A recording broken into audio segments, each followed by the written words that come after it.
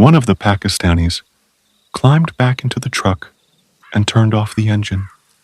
The other stood firmly behind my father, blocking him from behind.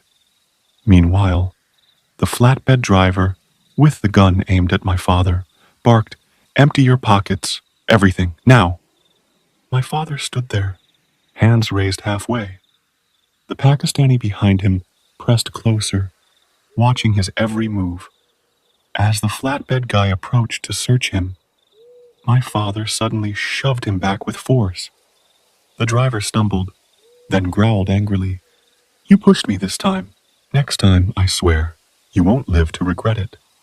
Let me search you, or you'll regret it forever." But my father, as I told you before, was stubborn, too stubborn. He glared straight at him and said, "I'm not raising my hands. Do whatever you want. Ride the highest horse you have." The flatbed driver glanced at the Pakistani behind my father and gave him a signal. Immediately, the man grabbed my father's shoulders, locking his arms tight behind his back. My father struggled hard, trying to break free, but he couldn't. The flatbed driver stepped closer again, his hand reaching for my father's pockets. As the flatbed driver reached into my father's pocket, my father snapped. He kicked him hard in the stomach, and suddenly, the sound of gunfire shattered the night. My mother screamed, covering her ears, her whole body trembling. In that moment, she let go of me. I unlocked the door and jumped out, running as fast as I could, with my brother Omar right behind me. When we reached him, we saw our father on the ground, bleeding. When we reached him, we saw our father on the ground, bleeding. The flatbed driver and the two Pakistanis had already rushed back into the truck, and you know how big those trucks are. They don't just start and move instantly. It takes time for the engine to roar back to life. So there they were, sitting inside, staring at us with no shame. The flatbed driver leaned out, shouting, "Pick him up, pick him up. Don't let him die on you." Me and Omar, we were just kids. But in that moment, all we wanted was to defend our father. Our hearts were burning, but our hands were powerless. There was no way, no weapon, nothing we could do. And remember, back then, there were no phones with cameras. I couldn't even snap a picture of the plate number. No time to memorize it either. The only thing in our minds was saving our father's life. That bastard. He fired 2 shots at my father. The first bullet tore through his thigh. The second ripped into his leg. But alhamdulillah, the first bullet only grazed him. It didn't go deep. As for the second bullet, it didn't hit the bone directly. It struck right beside it, deep into the muscle. The bleeding was terrifying. My father was losing so much blood. Me and Omar grabbed him, lifted him with all our strength, and dragged him to the car.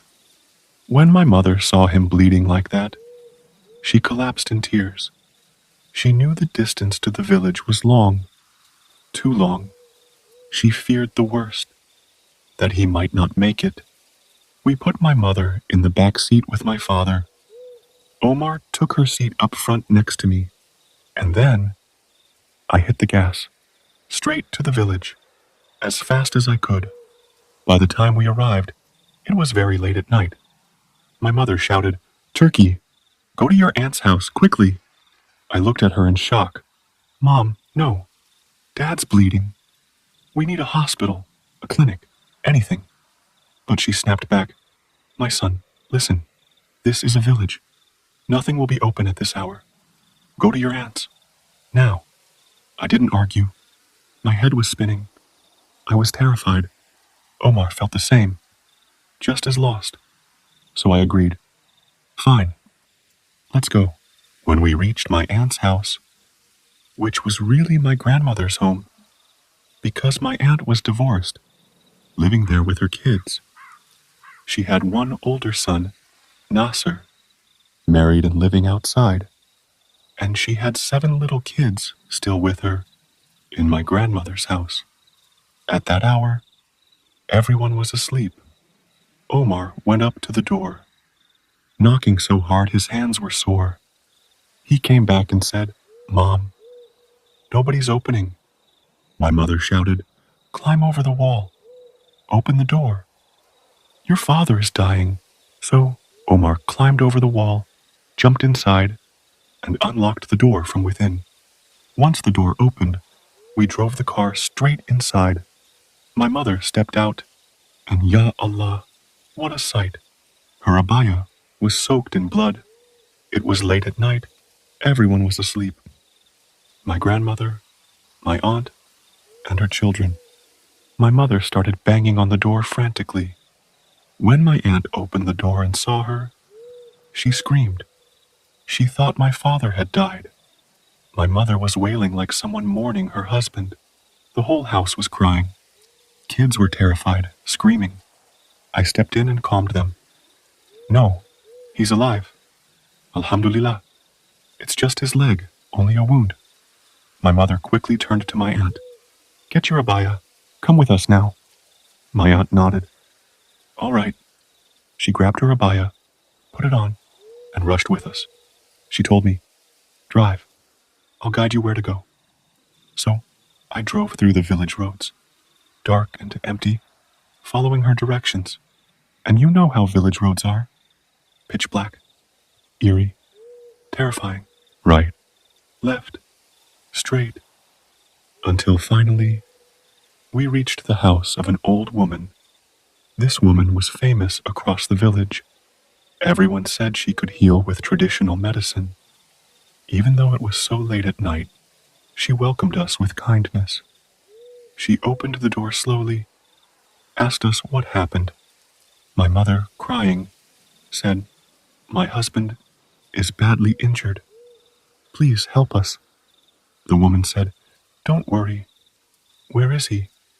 So me and Omar carried my father inside, laid him on a bed in her room. She went to the kitchen, brought out bags of herbs. She started pounding them, mixing them with water and some strange liquid. From all of that, she made a thick paste, almost like henna. Of course, she didn't know there was still a bullet inside his leg. She thought it was just a simple wound. So she pulled her chair closer to the bed and prepared to treat him. When the old woman began treating my father, she noticed the red scarf me and Omar had tied around his leg earlier.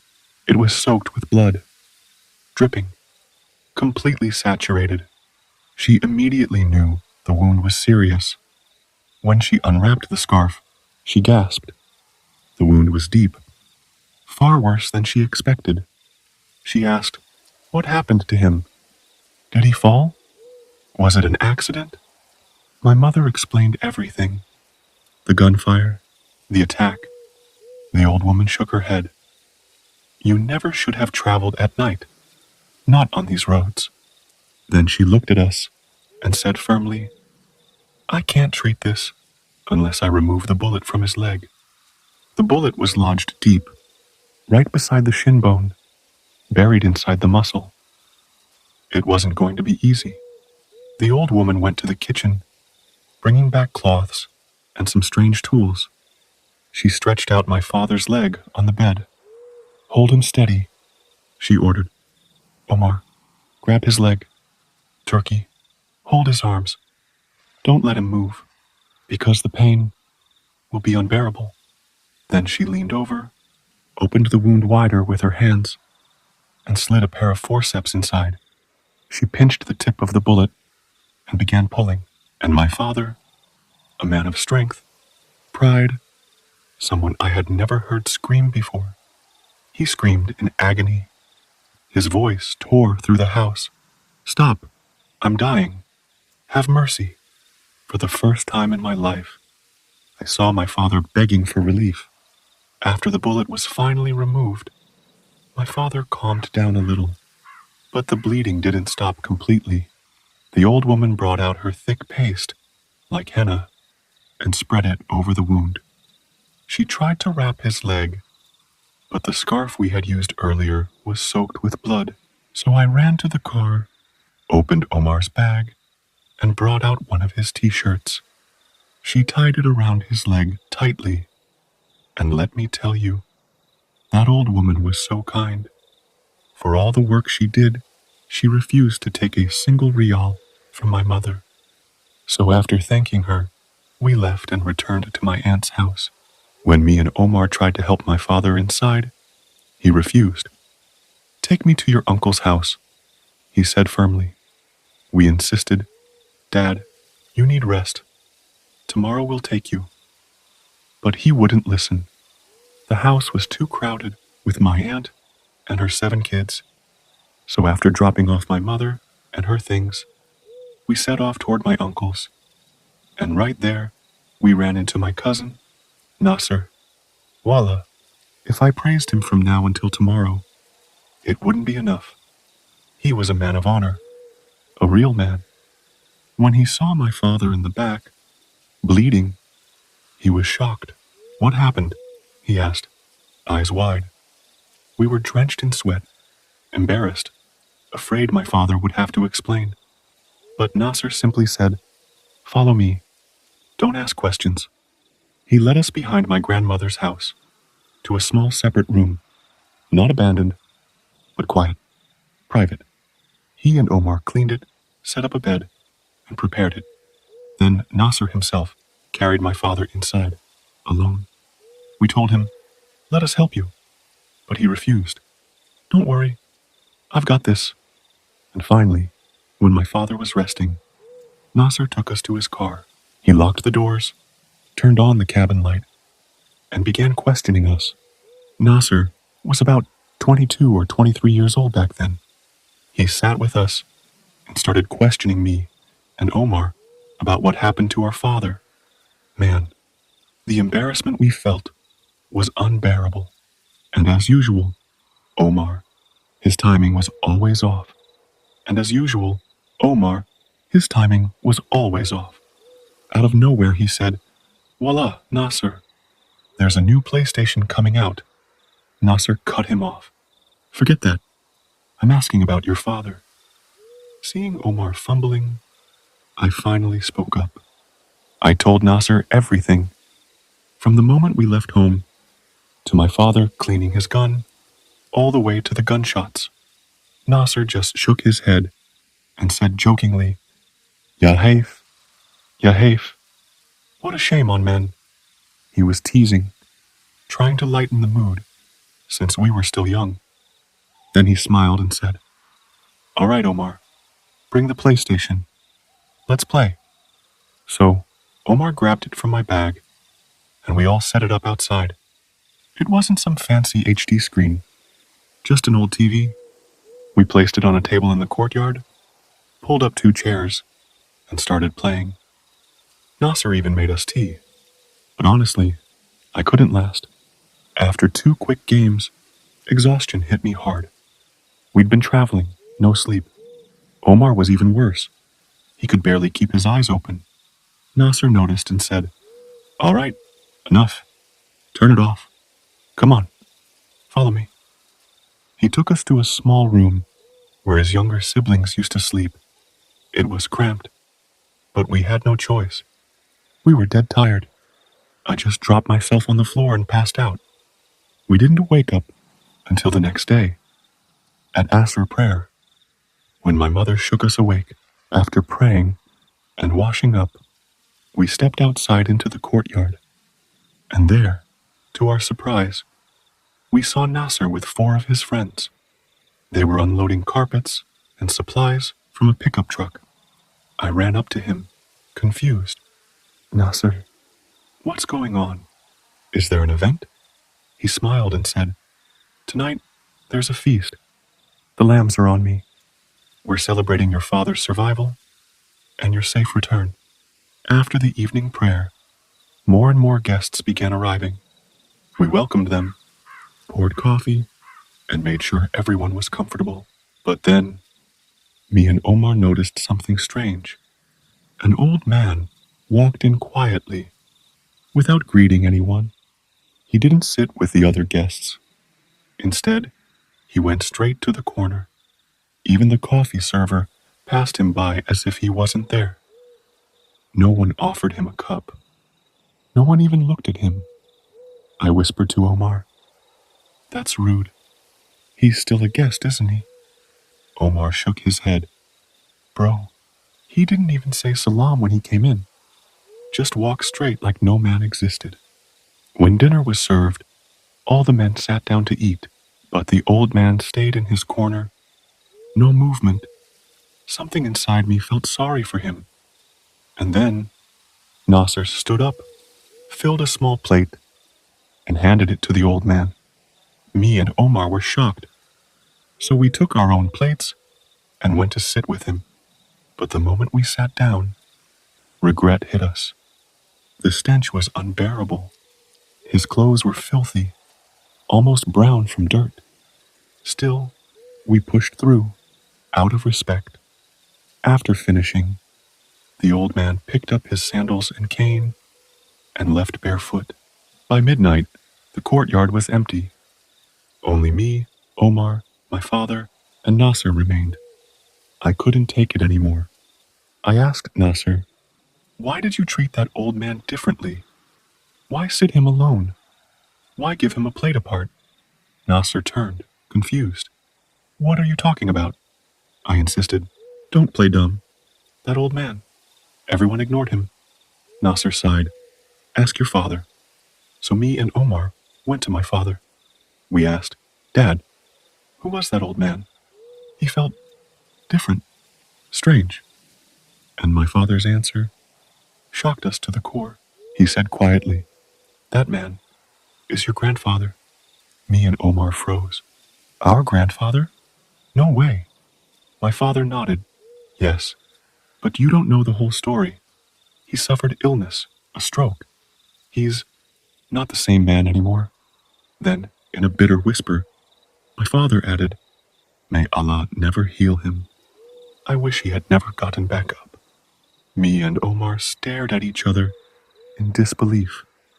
This wasn't just about sickness. Something darker was hidden in our family's past. So every year, my father took us to stay in my grandfather's old house. We would live there until the vacation ended, then head back to the eastern province. But that house, Ya Allah, it was terrifying. It sat right on the edge of a valley, and beside it, a graveyard. At night, if me or Omar opened the windows, all we saw was pitch black darkness, and the sounds, dogs barking, frogs croaking, crickets screaming. We hated that house. We hated the village. And what made it worse? The old man, the strange one I told you about. Because as my father reminded us every year, don't ever talk to him. Don't sit with him. Treat him like a wall, like trash. We never understood why. 2 days after the feast, my father's health improved. He decided we should stop crowding my aunt and grandmother and move into the old house. Me and Omar begged, "Please, Dad, let's stay here. That house is creepy." But he refused. He said even my mother insisted. So that night, around midnight, we packed our things and drove to the valley house. The moment we stepped inside, there he was, the old man, sitting across from his room, in the courtyard, an old TV flickering beside him, his hand propped under his cheek, staring. When he saw us enter, he rose suddenly, and his eyes locked onto us. That stare, it wasn't normal. It was like he was thinking, "Prey has just walked into my trap." My father whispered sharply, "Ignore him. Keep walking. Don't look at him." So we unpacked, cleaned the dusty furniture, and tried to settle in. But the old man, he didn't stop staring. His neck craned, following every move we made. And there was another problem. The bathroom inside the house? abandoned. No light, no water, which meant we had to use the one outside, at the far corner of the courtyard, the same one the old man used. Pitch black, no lights at all. So my father tossed me the car keys. Turkey, go to the glove box. Bring the flashlight. I froze. I didn't want to walk past that man. I wanted Omar to come with me. But he was sitting with my parents, and if I asked him, my father would think I was weak. So, I took a deep breath and stepped into the dark. I didn't want my father to think I was scared. So I whispered, Bismillah, and stepped outside. The night was pitch black. To my right, the valley, endless and deep. To my left, the graveyard, silent and still. I hurried to the car, opened the door, and slipped inside. The moment I slid the key into the glove box lock, I heard it. Click, clack, click. It sounded like a zipper. Someone was opening and closing a bag. I froze, then whispered angrily, Omar, cut it out. Stop messing around. But no one answered. I tried again, reaching for the flashlight. The sound grew louder. I stopped moving, and the sound stopped too. My hands shook. Sweat ran down my face. I tried again, slowly turning the key. This time, the zipper sound went crazy, opening and closing over and over. Heart pounding, I turned my head, and God, I wish I had never turned my head.